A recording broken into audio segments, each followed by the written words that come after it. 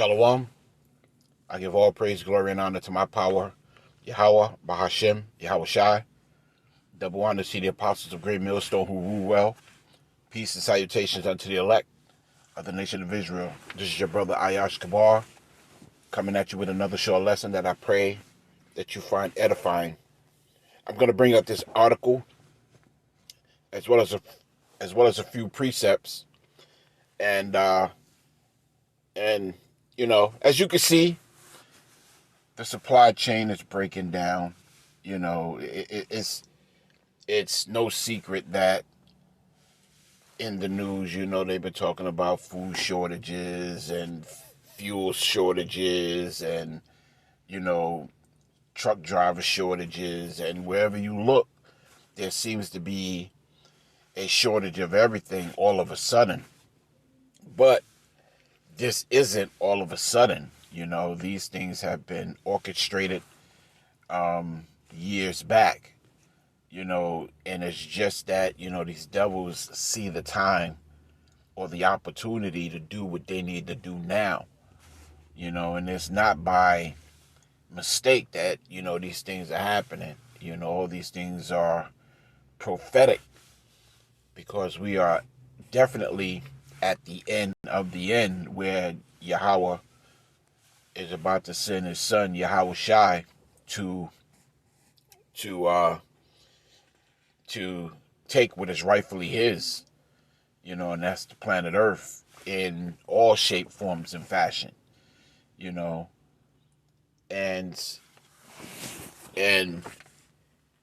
all things that are happening right now needs to happen, and this is just one of them, or one of those things that need to happen. So this is out of the New York Times, and it reads, "How the supply chain broke and why it won't be fixed anytime soon." So they're instilling that notion that it can't be fixed anytime soon, when in fact it could be fixed real soon, if they just drop these mandates and brought these ships in. But they're not going to do that. So, it's not in the cards for that to happen. But I'll read on. Confession. Why don't we even have a logistics beat before the pandemic? Now we do. Here's what we've learned about the global supply chain disruption. Computer chips, exercise equipment, breakfast cereal. By now you've probably heard the world has run short. The world has run short of a great many products in an era in which we become accustomed to clicking and waiting for whatever we desire to arrive at our doors. And that's what you've been trained to do. You've actually been trained to not wait. You have actually been trained not to have patience in anything. You have been brought up in a I want it and I want it now mentality. So when these shortages start to happen, your mindset is, shit, I gotta have it and I gotta have it now. And you start tweaking out, and it's all about design. We have experienced the shock of not being able to buy toilet paper, having to wait months for curtains, and needing to compromise on the color of our new cars. So again, all of this is manufactured in the sense that they want you to, or they wanted you to depend upon them for everything, as it says in the scriptures. Of far greater importance, we have suffered a pandemic without adequate protective gear. Doctors cannot obtain needed medicines in Alaska, and people are struggling to find enough winter coats. Airplanes are delayed, while crews wait for food deliveries. So, they talked about this being a dark winter and a calamitous one. So all of this is happening at a time when your financial system is actually showing how much of a bubble it is. Salakia. And and and the noise or the beating of war is in the air, you know? And also, let's not forget, they're also talking about power supply issues. And in this article I just read, people are struggling to find winter coats. So, and this is just how crazy certain people are, you know. They could go through a bad winter or a bad time today and actually make it through it and not ever worry about that bad time that they had today, and actually say, hey, you know, I had this bad time. Here's where, you know, I fell short. Let me fix where I fell short so when it happened again, I won't fall into that rut. But that's not what people do. For example, let's say out there in Texas, just last year, you know, they had this major winter storm where, you know, they claim it actually knocked out the entire grid of, you know, like certain areas in Texas. Now, out there in Texas, you know, it's warm most of the year. You know, I'm not saying, you know, it doesn't get its snow or whatever, but for the most part, it doesn't get New York cold or hasn't gotten New York cold in a very long time. So when this blizzard came through in Texas, a lot of people was caught off guard. You know, they didn't know how to handle it, you know, and then most of their homes aren't winterized the way it is in you know, like the Northeast or anything like that. So these people were asked out. But after that incident passed, you know, I don't know, but I'm almost assuming that most people, and when I say most people, I'm referring to Jakes, most Jakes didn't say after that whole issue happened, you know, let me get me a flashlight. Let me get me some waterproof matches or some stormproof matches so I could start a fire. Let me get me some winter boots. Let me get me a winter coat. Let me get me some winter layers so, you know, if it happens again, you know, I at least got the clothing for it, you know. Let me get me a tent so that if it does happen again, you know, I can sleep in a tent or you know, like get me a sleeping bag so I can sleep within the sleeping bag that's rated for negative temperatures. You know, that's not how Jake thinks. Before I go on, let me grab a scripture in light to what I was just bringing out. The book of Proverbs, chapter 1 and verse 22. How long, ye simple ones, will you love simplicity? Jake loves simplicity. Jake loves simple shit.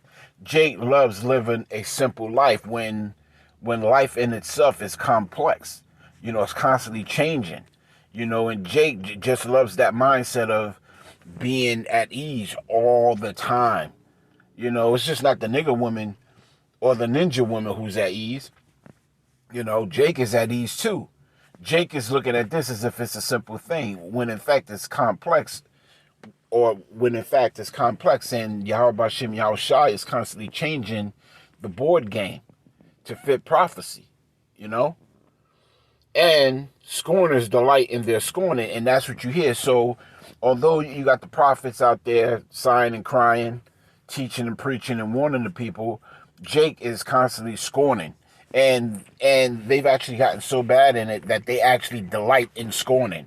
You know, laughing at the prophets out there on the highways and byways and saying what they want on the comment boards and arguing on the comment boards and not getting the lessons. You know, you're supposed to actually listen more than you talk. You know, the prophets aren't there, you know, to be administered to. They're there to administer the lessons to the people, you know, because Yahweh Hashem Yahushua has given them the knowledge, wisdom, and understanding to go out there and teach and preach to people. And fools hate knowledge. So most of you Jakes out there hate knowledge. In other words, you can have a certain situation happen where you're just not ready for it when it happens, and then when it does happen, you know, most Jakes don't take those instances as learning lessons. Most Jakes I look at that, oh, well, it's not going to happen again. Well, let me move on. Well, when it does happen again, you're still going to be asked out, because you haven't taken your life's experience as a learning lesson,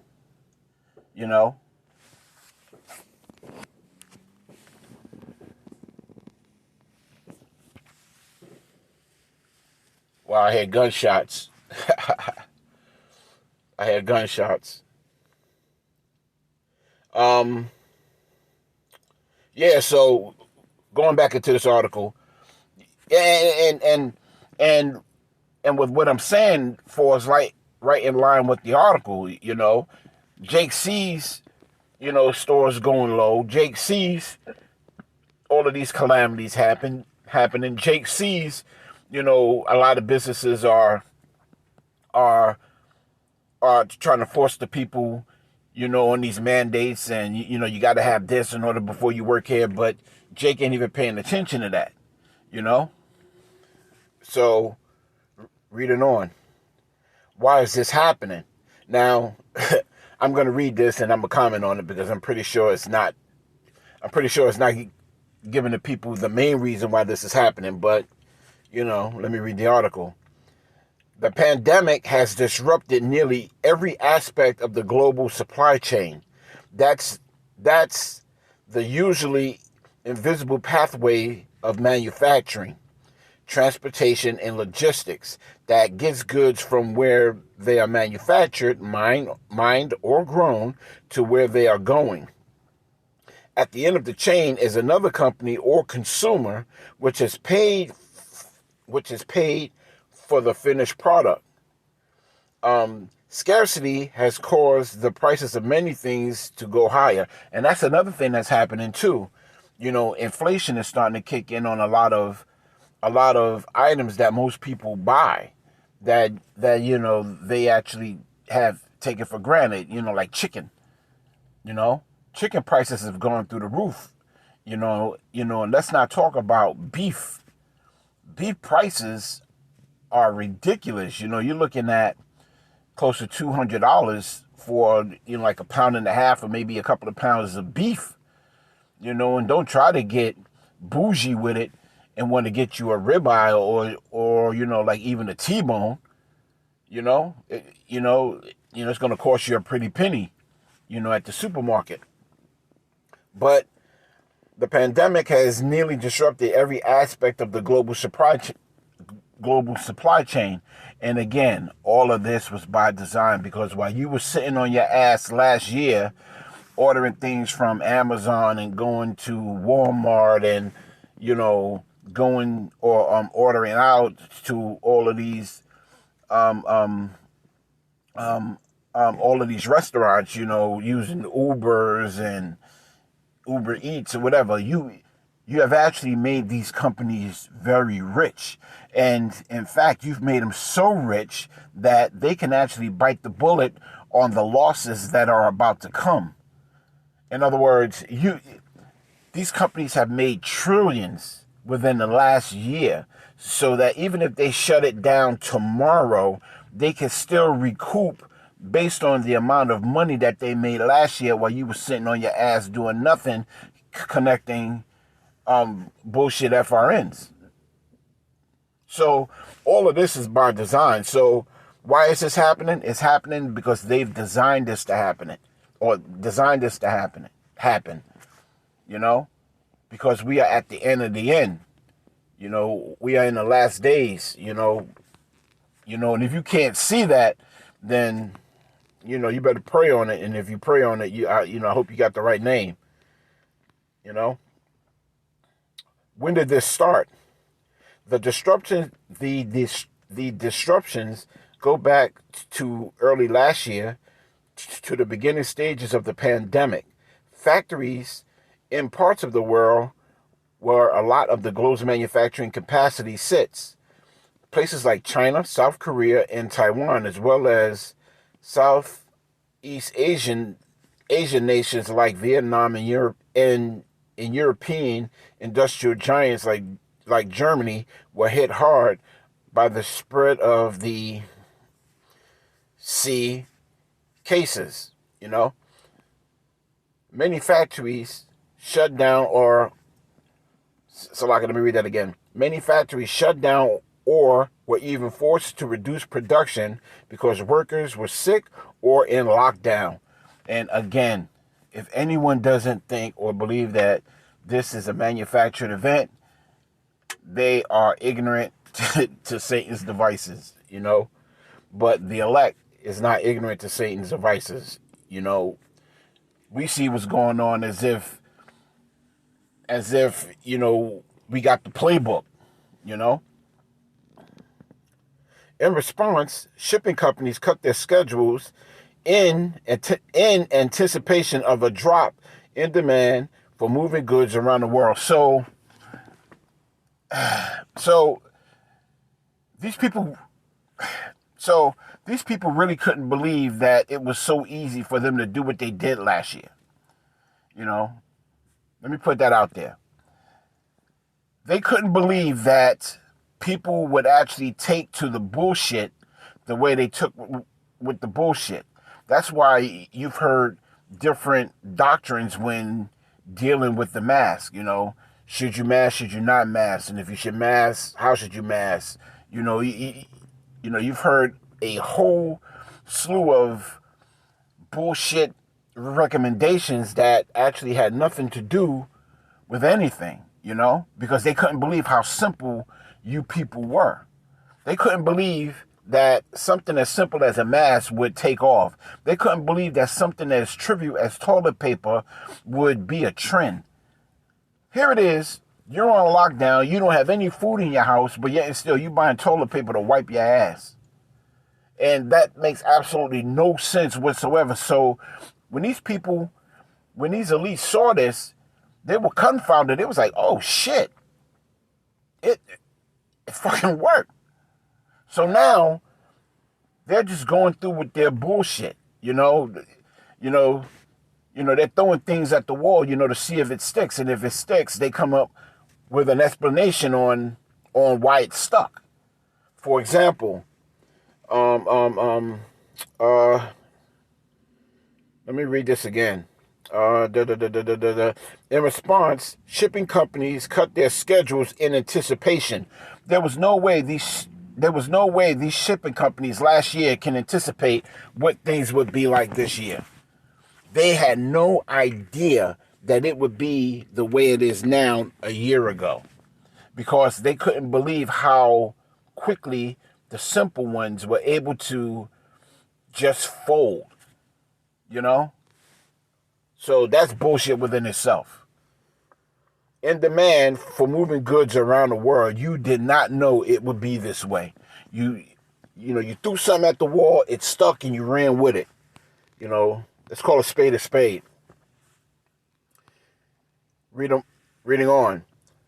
That provide to be a terrible mistake. Demand for some things, restaurant meals, trips to vacation destinations, spa services, indeed cratered. So again, the destruction of the small business, the destruction of the middle class is orchestrated to bring you people down to your knees so that they can bring in the MOTB. But Americans took the money they used to spend on such experiences and redirected it to goods for their homes, which were suddenly doubling as offices and classrooms. They put office chairs and new printers in their bedrooms. I ain't do that shit. I worked through that bullshit. While adding gym equipment and video game consoles to their basements, they bought paint and lumber for projects that added space for their existing confounds for more comfortable. They added mixers and blenders to their kitchens, and parents became short order cooks for cooped up children. And man, and that was another thing. I mean, they actually stopped everything, even entertainment, sports, movies. You couldn't even go to the movies. I mean, you know how it was. And actually, it's about to get worse. You know, it's about to get a lot worse. They bought paint and lumber for projects that added space or made their existing compounds more comfortable. They added mixers and blenders to their kitchens, and parents became short-order cooks for cooped-up children. What do you mean a short-order cook? Taking care of your kids is your responsibility. You know? Taking care of your kids and your family is your responsibility as a parent. You know, you're not a short-order cook. These are things that you should have been doing all along, but Babylon the Great had it where, you know, you don't take care of your kids. We take care of your kids. You know? We're your kids' short-order cooks. Don't you worry about it. We got them. It's crazy. It's crazy. You know, you actually have to read in. You actually have to read in between the lines to realize how full of shit these people are. You know, and most people, that statement alone would skimp over a lot of people. You know, they just wouldn't get it. Reading on, the timing and quality of consumer purchases swamped the system. Factories whose production tends to be fairly predictable ramped up to satisfy a surge of orders. And again, it was all manufactured. Why couldn't factories just produce more? Well, many did. This produced its own troubles. Factories generally need to bring in components to make things they export, which is bullshit. Because here's why it's bullshit. You know, there's a video out now of Sean, no, not Sean Hannity. You know, it's Edomite who used to work for Fox. He used to bring out a lot of information. Man, you know, his name eludes me, but he brought out, he was having a dinner with a executive of an automotive company that was teaching him about logistics, you know, about how the logistics works. And it came out in that conversation, I forget the guy's name, but it came out in that conversation that this CEO of a automotive company was explaining to him that the just-in-time logistics is so precise that when they were producing cars, if they needed a chip, the chip would come 12 hours before it would actually get into the car. So they wouldn't actually get the chip until they place an order for the chip. And when they placed the order for the chip, then they created the chip, mailed the chip, delivered the chip, and installed the chip. So the just-in-time scenario, or the just-in-time system within this global economic system, is so precise that you don't actually get the part until you order the part, and you get it within a few hours of ordering the part. Or it would arrive to you a few hours before it would have to go into a vehicle that it was designed to go into. So these people were able to maximize the efficiency of the just-in-time system. So they don't need factories, and they don't need extra storage spaces, and they don't need extra manpower, and they don't need all of these things that require you to have in order to store extra produce or well, not extra produce, but extra components in additional warehouses. Actually, if you look around, you would actually see very few warehouses that store components. Most of your businesses are just the businesses that actually manufacture stuff. You might have, like a pretty large parking lot or whatever, but for the most part, you are just going to see the business and a big roll-up door where trucks back up into it, and the product that they create goes from manufacturing to assembly to the truck and the highway. So this is bullshit within the. And again, people, you got to read in between the lines, man. These doubles are to tell you some bullshit that actually has nothing to do with the situation as to what's going on. Why couldn't factories just produce more?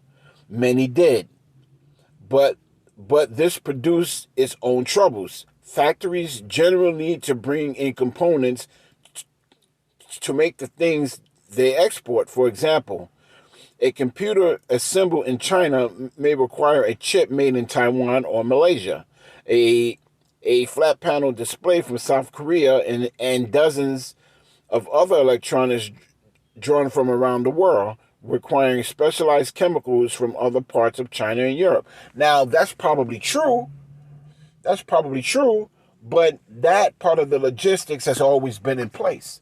That part of the logistics didn't break down. It just didn't break down. What they're trying to do is actually limit the amount of suppliers that's going into these other manufacturers. For example, what would Apple would benefit if it was able to monopolize Apple only making phones, or Motorola would actually benefit if it could monopolize only Motorola making phones. You see what I'm saying? So when you place supply limits on other manufacturers that make other cheap or low value components, I wouldn't even say cheap or low value, but other components that would threaten what you're trying to monopolize, now all of a sudden you got a shortage in those components, and now those other manufacturers other than the major conglomerates can't produce what they could produce to be a competition with you. And what happens? Those businesses go out of businesses, and major big conglomerates stay in business and now control the market, and now control what you use, how you use it, when you use it, and where you use it.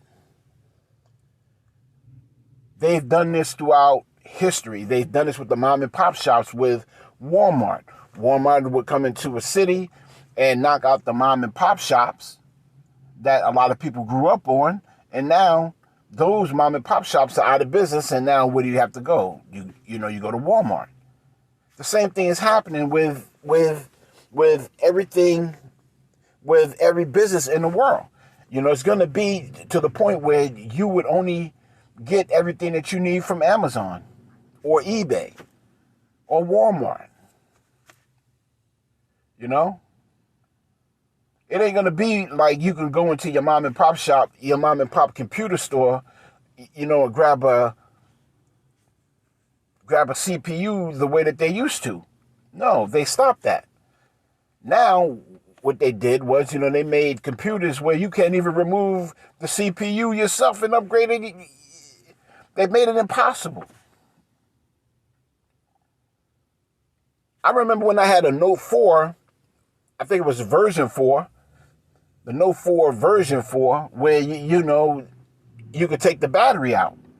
Well, they don't want you to do that. Why they don't want you to do that? Because they want your phone to constantly be on. They don't want you to have control over anything. So what they did with the Note 5, I believe it was the Note 5, I can't be corrected. But what they did with the Note 5 was they actually stopped you from being able to replace the battery in your phone. So they're doing things to limit what you can do, but direct you in such a way that you'll always go to certain companies to get what you need. And as I said earlier, last year, companies like Amazon and Walmart and Target made trillions of dollars. Trillions of dollars. How? By keeping your ass at home and bringing upon a manufactured situation.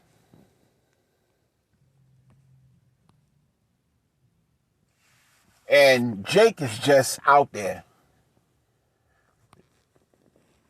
Anyhow, this is a good read. I mean, I can read the whole thing, but I'm gonna grab a few more precepts and I'm gonna call it in. But yeah, man, Jake is just, Jake is through, you know?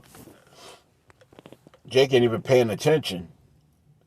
I'm going to grab the book of Romans, chapter 11, and I'm going to go to verse 7. The book of Romans, chapter 11 and verse 7, because all of these things are happening in the world and Jake is acting like nothing's going on. All of these things are happening around the world, and man, Israel, 2/3, man, you know, they're stuck in their ninjarism. But I'm going to read this because it's all about Yahweh War, Yahweh Shah first and foremost. Then it's about the elect and ushering in a new kingdom on earth, a righteous kingdom. So I'm going to grab this, the book of Romans chapter 11 and verse 7. It reads, "What then? Israel have not obtained that which is seeking for, but the election have obtained it, and the rest were blinded." And the rest of you people are blinded to what's going on. You people are being led to the slaughter. Actually, let me get that. Salakia. My people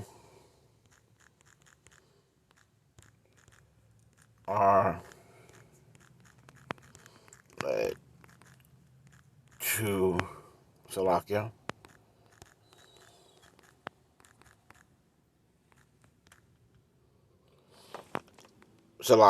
Because with all these things that's going on in the earth, man, Jake is just going to be out there. Salakia, let me get this. Because a lot of people is being led down the path, that's going to lead it to their destruction. A lot of people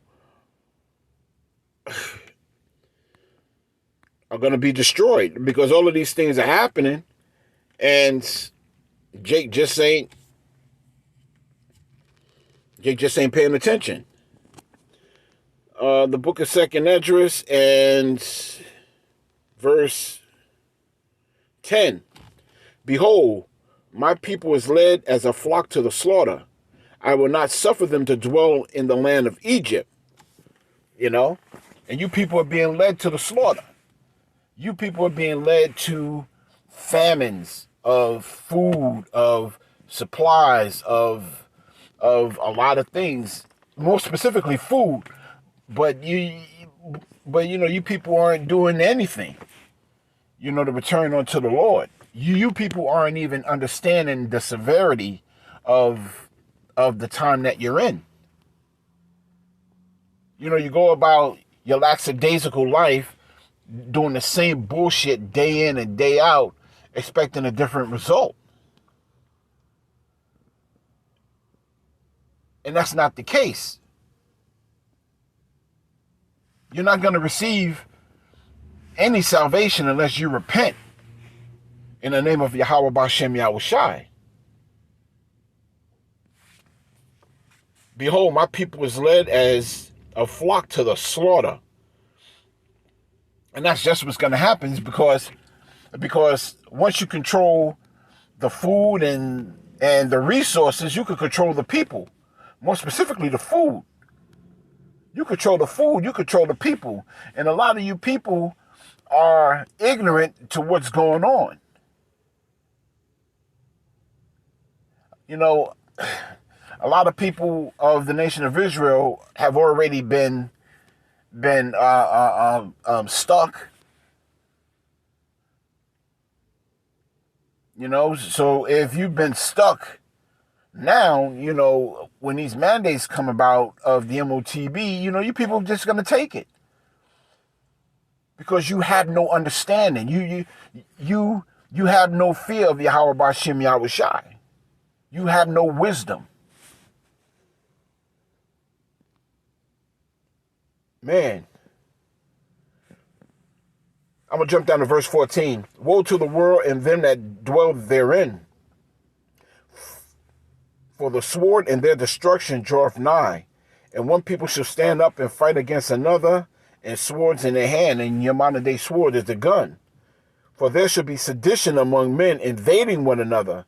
They shall not regard their kings nor princes, and the course of their actions shall stand in their power. That's a complete breakdown of the system that you people love so much. So not only are these famines coming of the food and of the supplies and of the resources, but there's going to be a famine of the system that you so graciously support.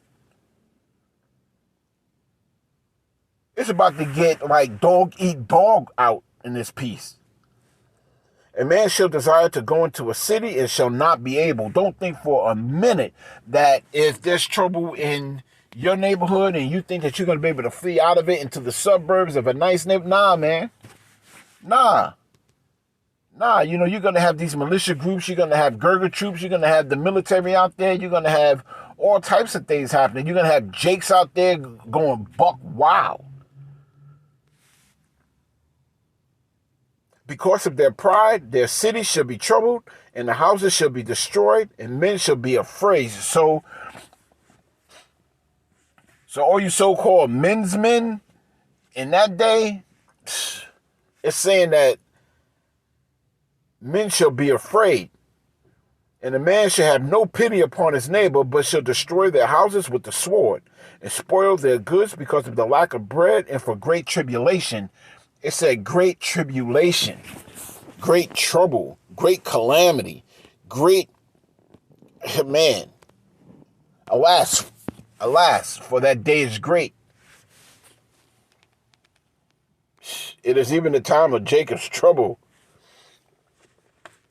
So I'm going to jump back to Romans chapter 11. Going back to verse number 7.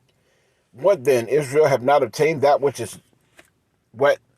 seeketh for, but the election hath obtained it, and the rest were blinded. You people are blinded to what's about to happen. Although it was just read to you, and although it was prophesied unto you, that and even though it was taught unto you, you will not hearken unto the prophets of Yahweh Hashem Yahweh Shai.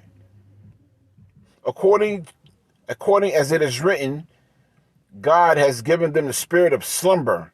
And that's what you people have, the spirit of slumber.